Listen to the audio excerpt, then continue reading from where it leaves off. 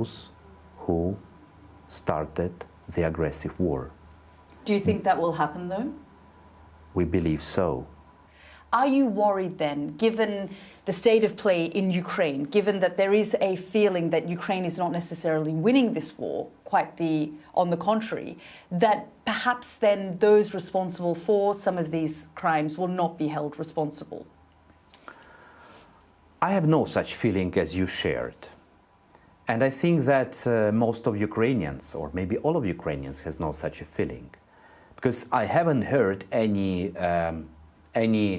request or any advice to sit at the table of negotiations. The international community in the early days of the conflict, and perhaps even in the first year and a half or year of the conflict, was becoming aware of what was happening in communities such as Bucha. We heard a lot about that. But if you look at, say, eastern Ukraine now, and places that, the Russian forces have a hold over, just tell us about some of the things that you are learning and documenting that is happening there. I already told this. Wherever Russian foot step in, they turn everything into new Bucha. I mean, having international support is critical to your work as well, and having fact-finding missions come and look at the details and evidence that you have collected based on the allegations that your team is making. How much then is that impacted when we see the political divisions within the government? For example, President Zelensky in a very public spat with his commander-in-chief at the moment, whether he's going to be hired or fired or, kept or not kept. There's also accusations of corruption within the forces and the government. How much does all of that impact your work and support for your work? First of all, what is supportive to our work is that it's commitment of Ukraine's leadership to erase our country from corruption. So the policy of zero tolerance means that every fact which we have, we properly investigate and prosecute, even in time of war. Is that and maybe happening? Especially, of course, I think that first of all investigative authorities, not only the specific body to combat elite corruption, like National Anti-Corruption Bureau of Ukraine, but all of the others involved in this fight against corruption. Because if you see, for instance, if someone say that there is more corruption in Ukraine now, this is wrong. Even by a lot of indexes, our country is cleaner than it was before the war. It's important to mention. You mentioned the financial aid, but financial aid goes only for social payments. All military expenditures which Ukraine does, they're only by the cost of Ukrainian taxpayers. So it's important not to mix these two things. Are you concerned in an election year, that there is fatigue around the war in Ukraine, that perhaps if there is a Trump presidency, the level of support that you're looking at going forward won't be there? I'm Prosecutor General. I'm not politician, and it's about politicians to establish the communication and establish relations. I believe that it's in interest of all civilized world, US, European Union, UK, Canada, and many other partners and friends of Ukraine, to ensure that Ukraine will win this war.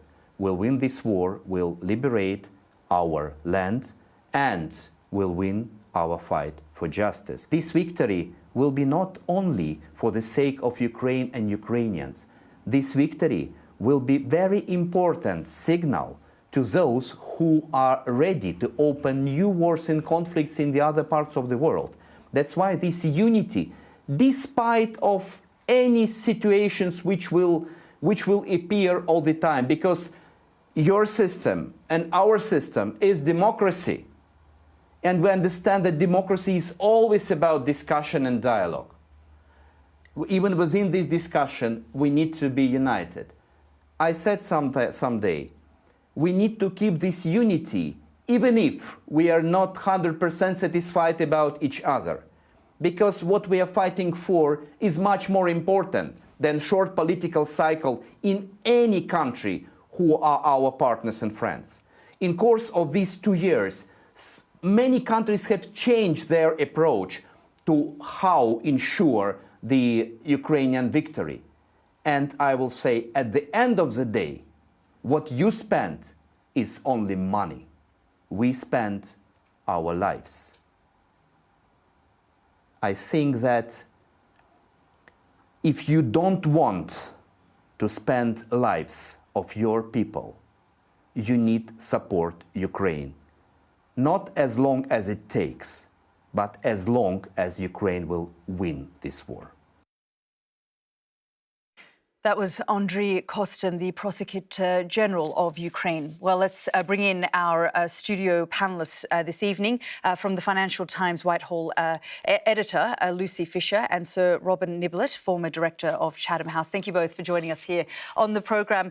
I mean, Lucy, just listening there to the Prosecutor General, it is something that we've heard a lot from the Ukrainians over the last few years. We are on the front lines of this conflict. We are fighting for the rest of Europe and the West and the freedoms of the Western Europe and the values that we have. Well, that's right. And in a sense, I think there is consensus among much of the continent of Europe and the UK that that is the case, that Ukraine is on the front line with Russia and Ukraine continuing to support Ukraine's ultimate success in this war is essential to securing the security of Europe, and particularly for states on Eastern Europe, in the Baltics, Poland.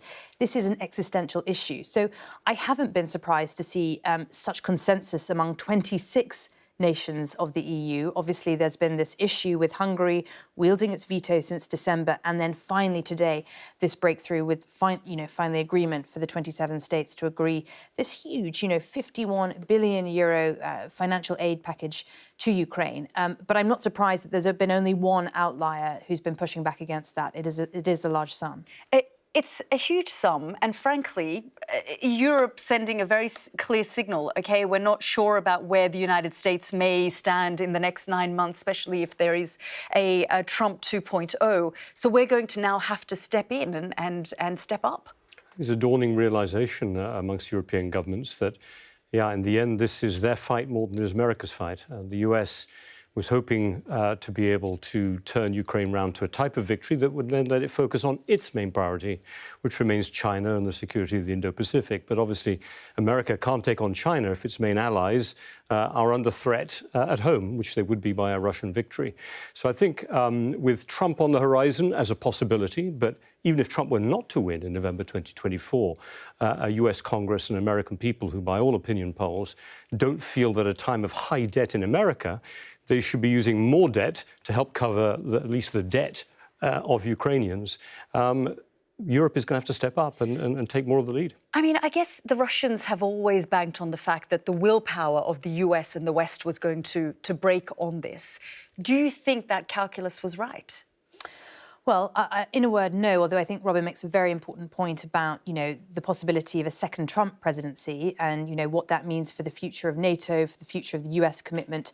And that's already on top of, the impasse we're seeing at the moment in the US Capitol regarding more financial aid to Ukraine. But I do think in the rest of Europe, there is the longevity to see this through. I think there is an understanding that, Russia can't be allowed to win, not least because there are others who are watching on. China's watching very carefully about how not only the West is responding, some of the members of the Global South, the non-aligned countries, and I think the idea of letting Russia win would embolden other potential aggressors. Yeah, and I guess the other question in all of this, and I've been hearing this a lot in the last couple of weeks, is should we be negotiating with Russia? And if so, what would that look like? Well, should we be negotiating with Russia is who's the we?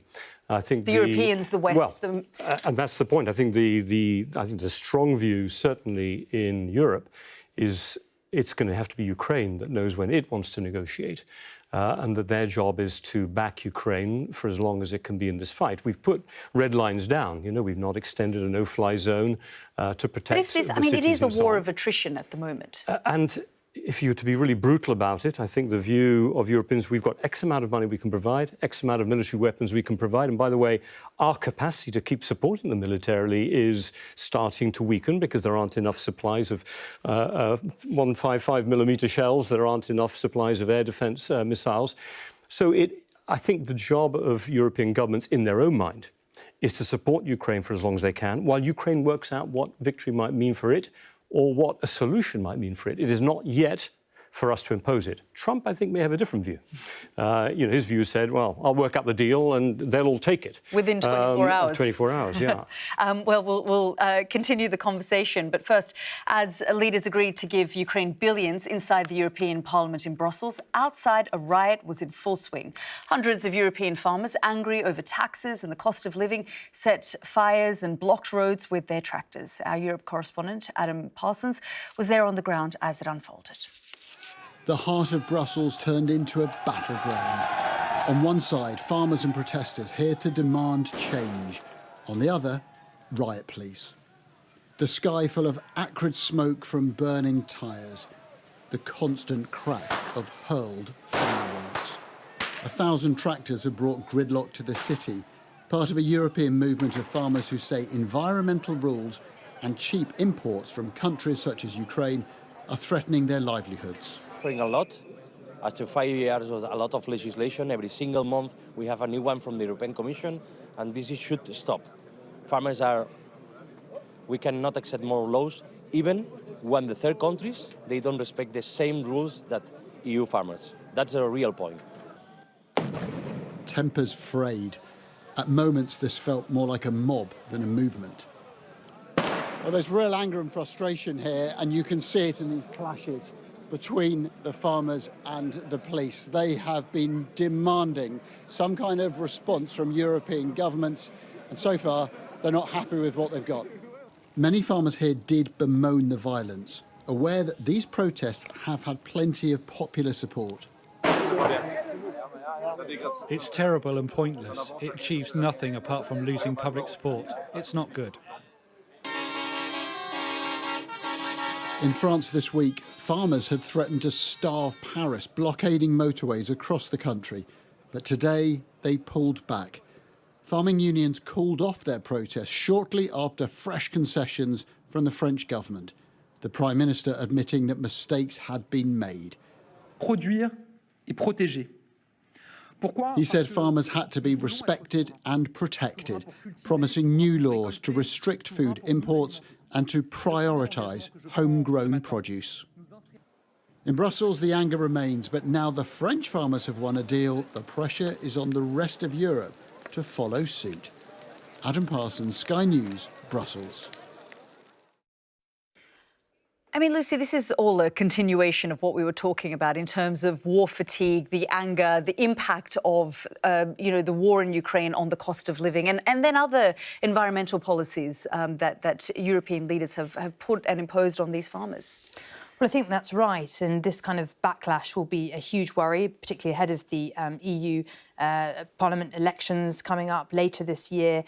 It's a global year of elections, half the adult population of the world going to the polls. And I think this is really going to focus minds, the kind of backlash and strength of feeling that we're seeing from people, which I think you absolutely rightly identify, is largely down to cost of living crises, the high rates of inflation we've seen over the past few years, delays to supply chains and also sort of shortages, in many cases, the backlog from COVID and, of course, the Ukraine war and the impact that's had on food supplies. Indeed. I mean, Robin, I guess we can hear the Prosecutor General saying we are fighting this war for your values and your freedoms. But at the end of the day, it is hurting people's livelihoods and their pockets. Look, I would separate out, I mean, it isn't always easy to do it, but I think I would separate out, and I think most European politicians probably can, the war in Ukraine and support for it. Latest package, as we're saying, 50+ billion euros over 3 to 4 years. And the massive disruption and changes to ways of industrial, farming and personal lives that the green transition entails. If political leaders have to be brutal about this, which they often are in democracies, I can imagine that the concessions, as we saw on the French side, will be made more on the green side. rather than the Ukraine exactly. side. As the Germans have already done on heat pumps, they were going to roll out this big program. It's going to cost a lot more for families, to be able to heat their homes. That's now been pushed off into the future. You saw Macron making some deals with the farmers. This whole farm-to-fork strategy, which is all about a much greener, more environmentally sustainable and climate sustainable trying to package. I think you're more likely to ease off on that to try to keep the populism at bay and know that actually net, the amount of money being spent on Ukraine is relatively small. So I think there's a rather brutal trade-off here, and I think it's more likely to be made where the climate agenda suffers and the Ukraine agenda hangs together. OK, well, we're going to keep moving on and looking at other issues, but do stay with us. The World with me, Yalda Hakim. Could Joe Biden be losing support over his actions or lack of action in Gaza? We'll hear from voters in a US state crucial to this year's election on whether they would vote for the president again.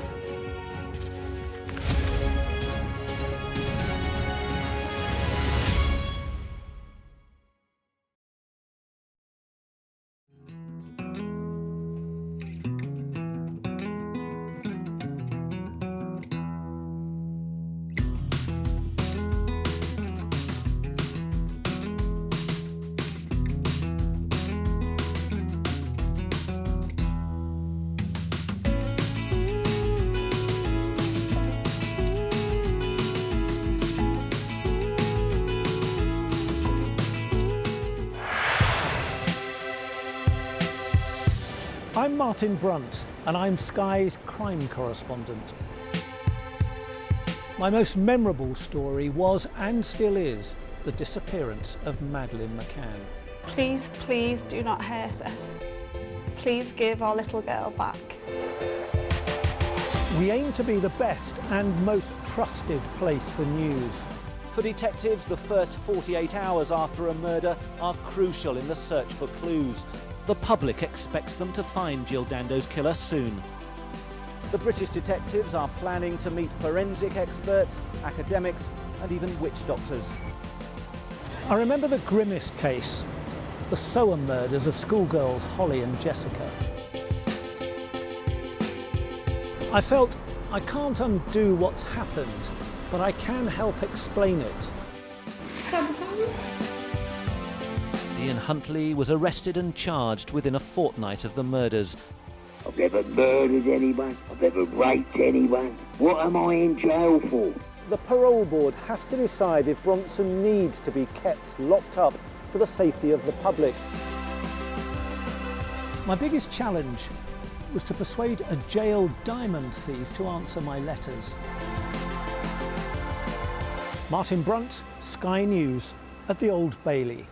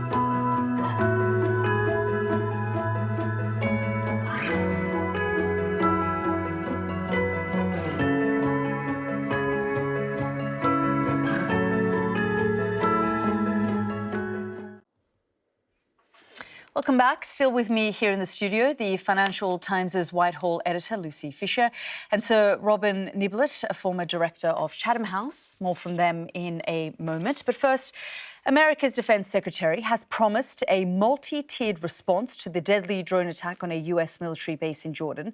3 US soldiers were killed in the attack launched by Iranian-backed militants in Iraq. We will take all necessary actions to defend the United States, our interests, and our people. And we will respond when we choose, where we choose, and how we choose. The US Defence Secretary speaking there. Let's go straight to our US correspondent, Mark Stone, who joins us live from Washington. Mark, all week there's been talk about what will the Commander-in-Chief do. We heard from Antony Blinken a few days ago. Now Lloyd Austin basically saying the same thing, that we will do it when we are ready and we will hit hard. Which has led to ridicule from the right of politics here in America, with people saying, what are you waiting for? You know, there are Republicans over the road on the Hill who are saying that Biden should have hit Iran directly and hit it hard.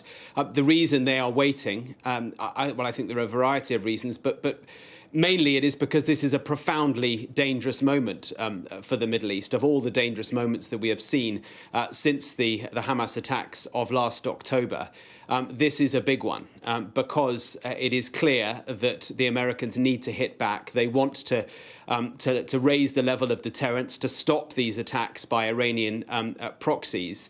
But at the same time, they know that whatever they do could tip things over completely. And so that is the balance that Joe Biden has got. And to add to that, he has a domestic consideration as well. The right of politics, yes, but the Arab American vote in America too. That is a big consideration for him, although he won't necessarily admit it.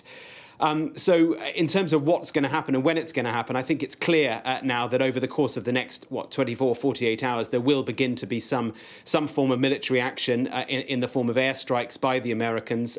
We think it'll take place not just in Iraq, but in Syria as well, Iranian proxies in both those areas. But remember that those proxies have had nearly a week to get their commanders and any infrastructure out of harm's way. So it'll be interesting to see what impact these strikes have.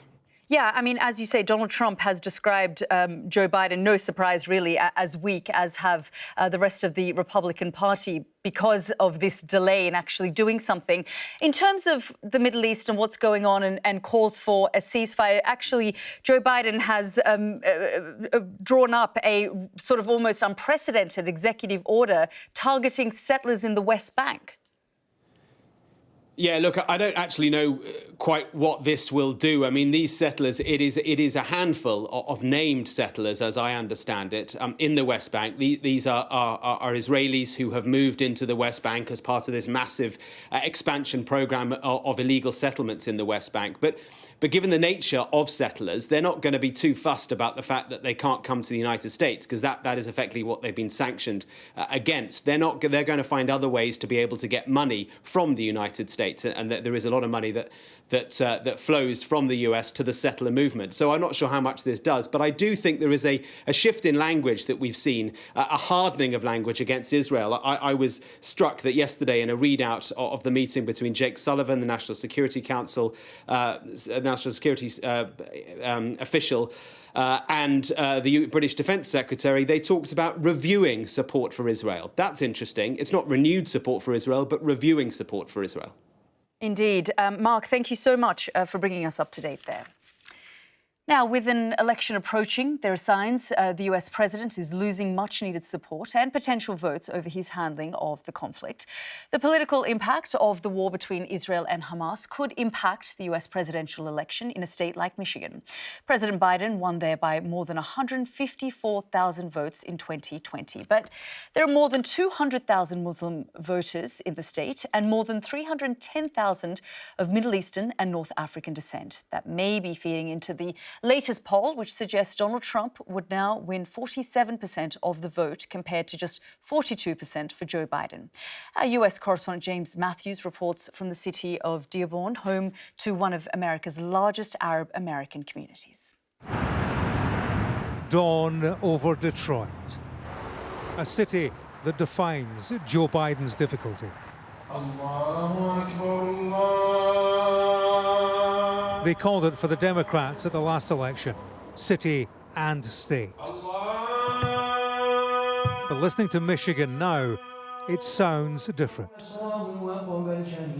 In a must-win swing state, the Muslim community here has swung away from Joe Biden. The ink that we would use to sign that ballot would be through the blood of our relatives in Palestine. Their problem is Biden's support for Israel in the Middle East conflict and opposition to a ceasefire.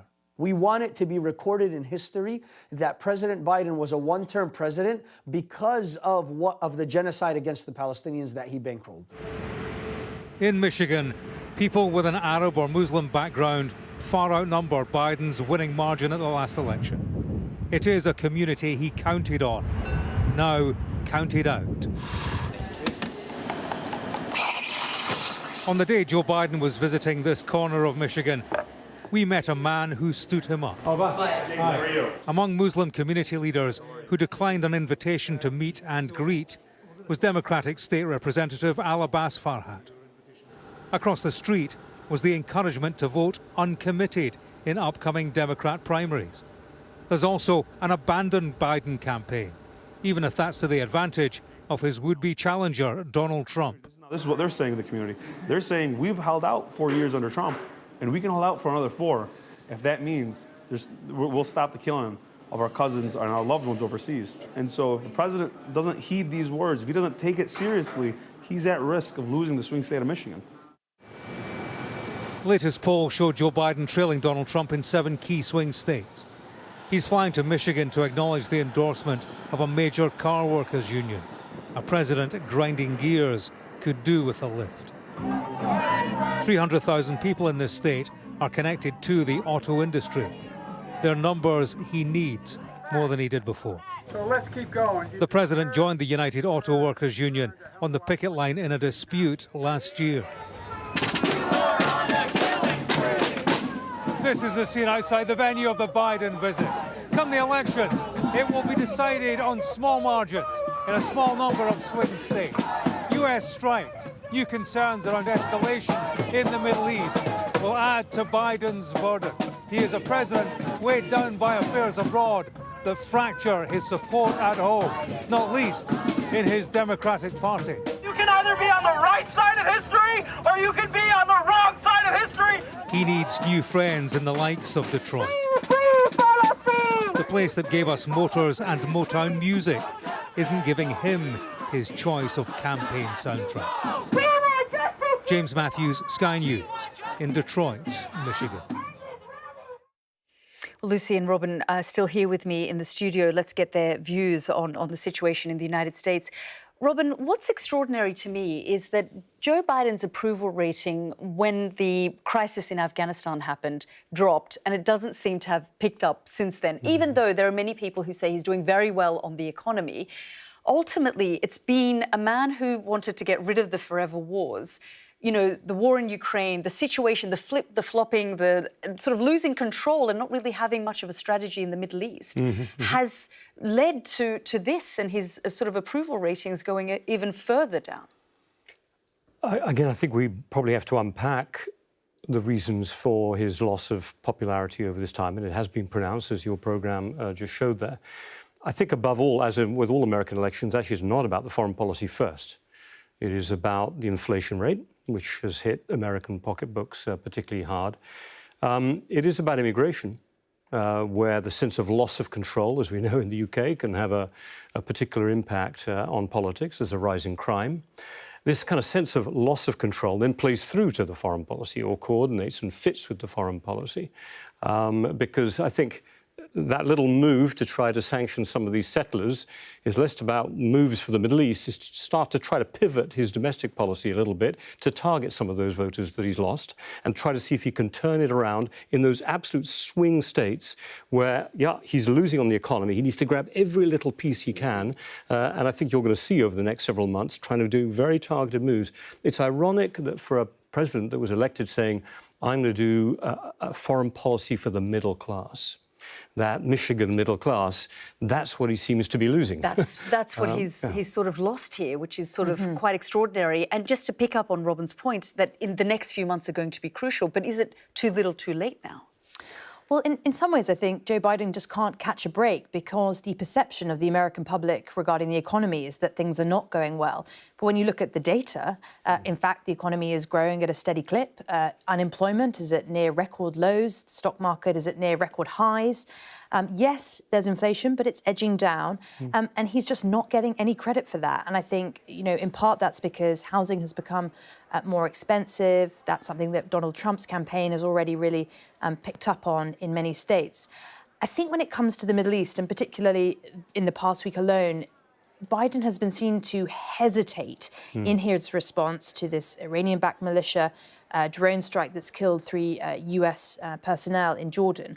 And I think that just plays into wider concerns about his lack of energy. Is he losing his grip? And America is a country that likes to project strength. And that's the thing, isn't it? Perception is ultimately everything in these things rather than actual policy. Yeah, and in a moment of a mad world, sometimes having a mad president can appeal to, as Lucy was saying, a country that's used to projecting strength. Sometimes strength and unpredictability go together, rather than this very professional, and I admire the professional foreign policy aspects, the way the Biden-Xi summit, you know, calming down the China relationship, make sure the Taiwan thing was kind of ambiguous, but sending signals to the Chinese side.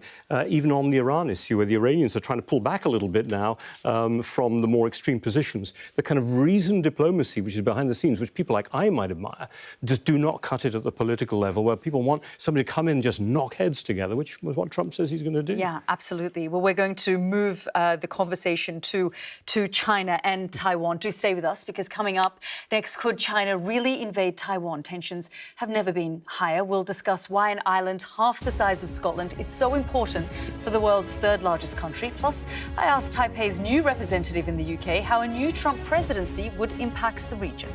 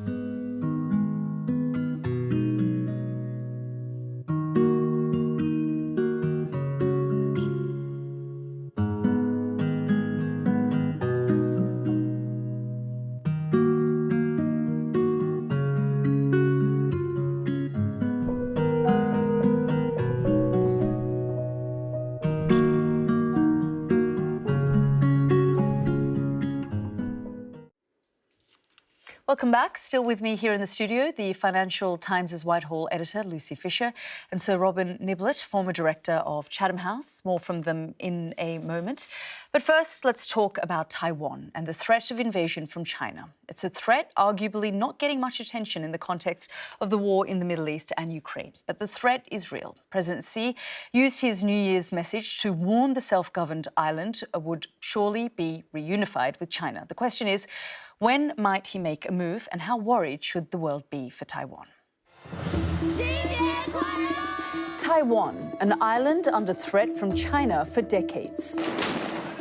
Now set against the backdrop of a war in Ukraine and a conflict in the Middle East. Some fear an invasion could come sooner rather than later.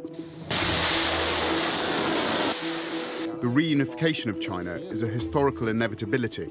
Our goal is grand and simple. So what's at stake if China decides to invade Taiwan?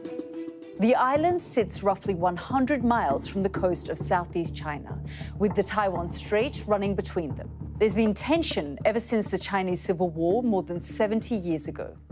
The Nationalist Party fled to Taiwan after their defeat to the Communists. Ever since, China has seen Taiwan as a breakaway province, but some people in Taiwan see themselves as a separate nation. Years of China putting pressure on countries not to recognize Taiwan. Only a handful of nations do.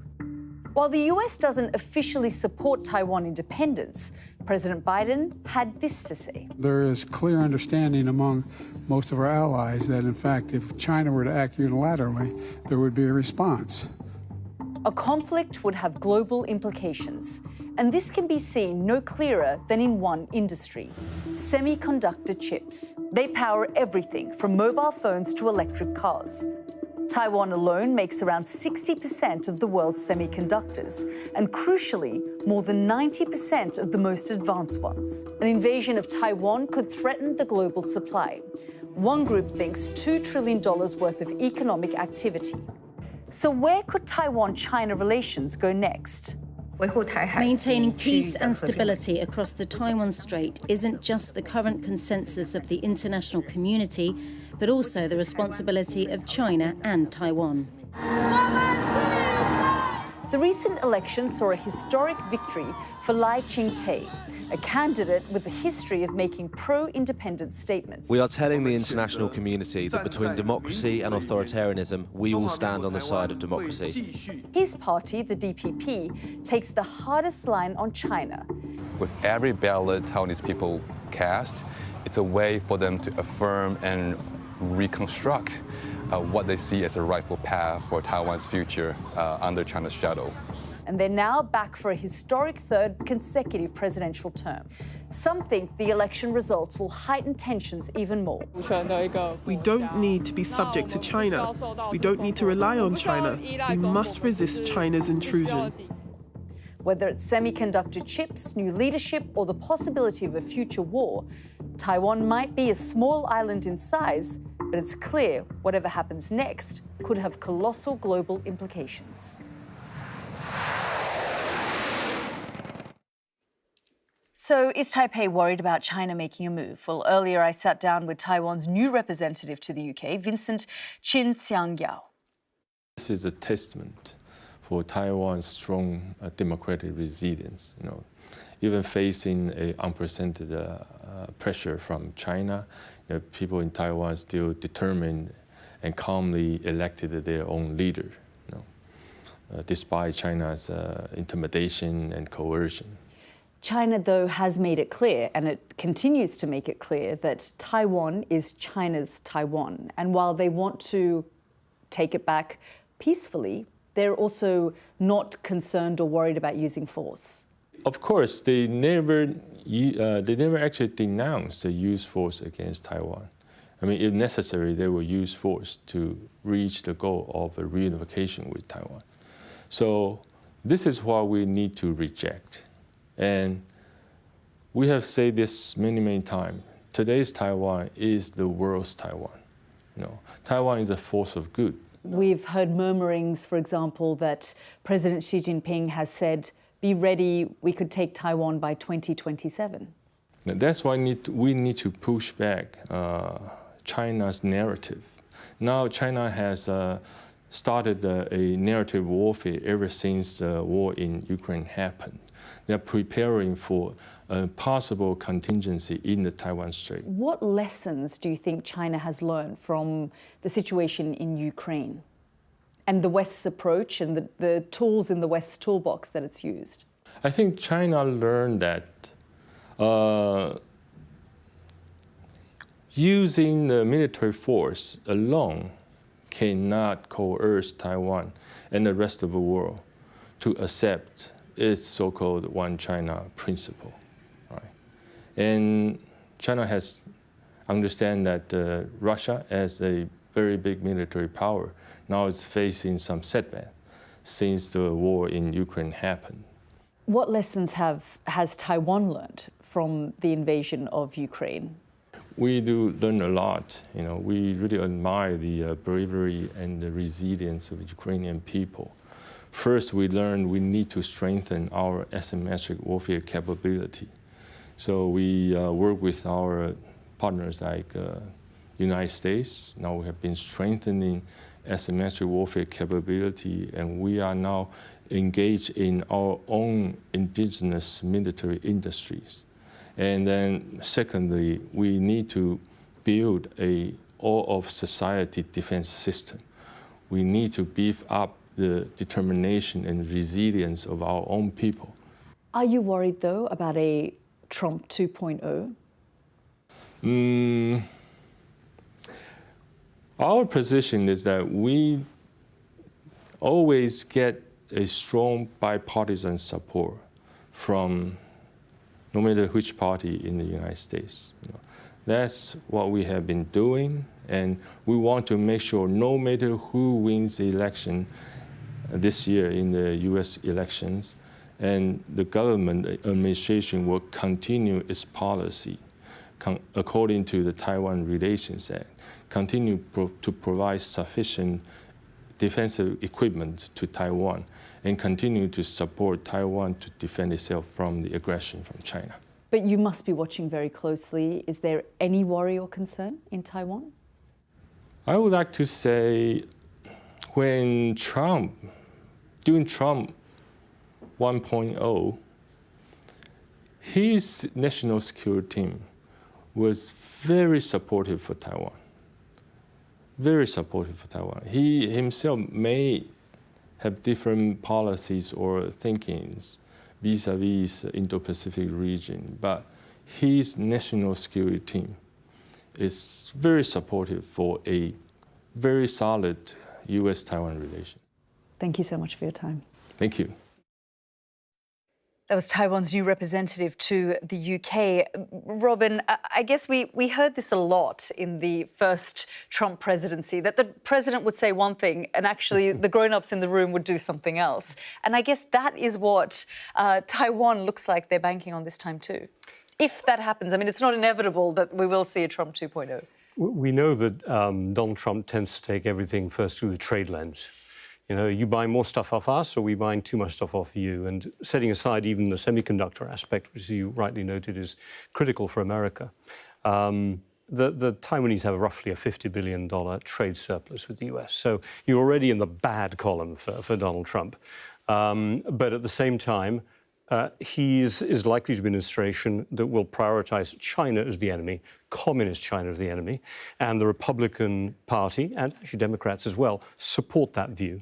So being tough on Taiwan and being tough on China at the same time, you really can't square that circle. So I think probably the representative is right in saying that the bark is bad. You know, he said, you know, we don't want to rely on that country for its chips and so on, and they're probably screwing us in one direction or another.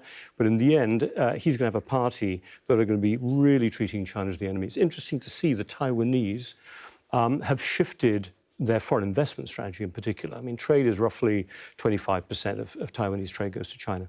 But the proportion of their foreign direct investment, which in 2010 was around about 85%, went to mainland China to connect it. Now it's down to roughly 34%.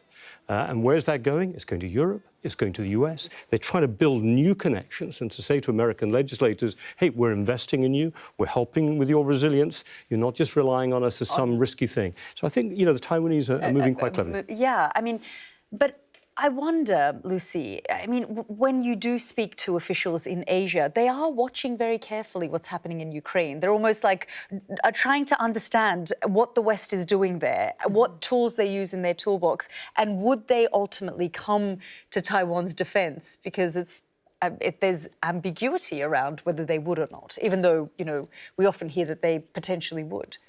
Well, quite. And I think that ambiguity has been further stretched by Donald Trump, asked in an interview last July whether he would commit to the US defending Taiwan if China were to attack. He very purposefully left it very vague, claiming that it would be a bad negotiating position to confirm in advance. And that alongside, as Robin pointed out, Trump making remarks about how displeased he is at Taiwan stealing chip business from the US, I think has really damaged morale in Taipei. And this week we've seen Taiwan practicing military drills in the naval, maritime sphere. We've had air drills in the past week or so. There is this sense of growing tension, nervousness in Taiwan. And after the last elections we've had in the last few weeks, also some suggestion that the new Speaker of the Parliament is more amenable to Beijing.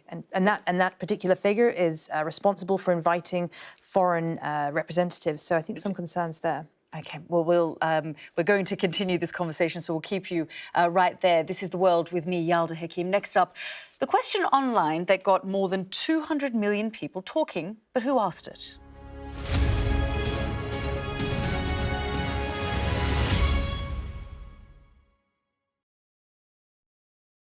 There's been a survey done on our favourite cities outside of Europe, called City Breaks Anonymous, generally with short-haul travel. These are much longer destinations, and Australia has totally cleared the board and has won with several cities coming top. Three, in fact. Top three, yes. Yeah. Sydney, Perth and Melbourne. And Melbourne, yeah. I think it's quite interesting that the whole survey, what's always really interesting with these things is the story behind it. And, I think it says a lot about perhaps the people who were surveyed that Australia's come out top. That's a long way to go for a city break.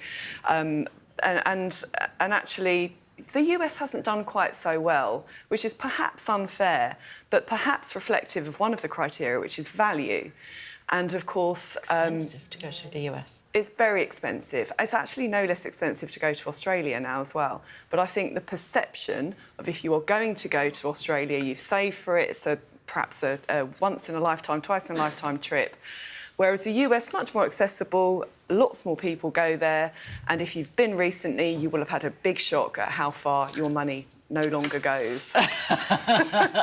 Another one on the list, Kyoto. Have you been to Kyoto? No. Have you been to Kyoto? I have been to Kyoto. What did you think? I thought it was absolutely incredible. It's just such a different culture, a different world. There's so many beautiful buildings, absolutely extraordinary. Golden Temple there. It's one of the most incredible gardens. And the food, of course, is just absolutely... I think it's definitely a very well-preserved part of Japan, really.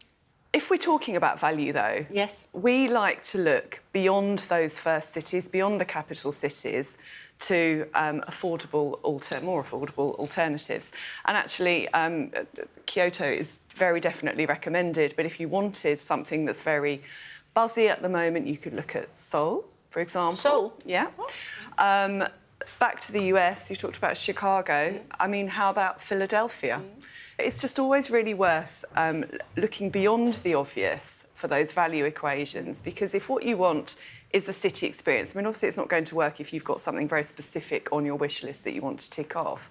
But if you just want to go, you have great food, experience a city in that country, look at those second cities.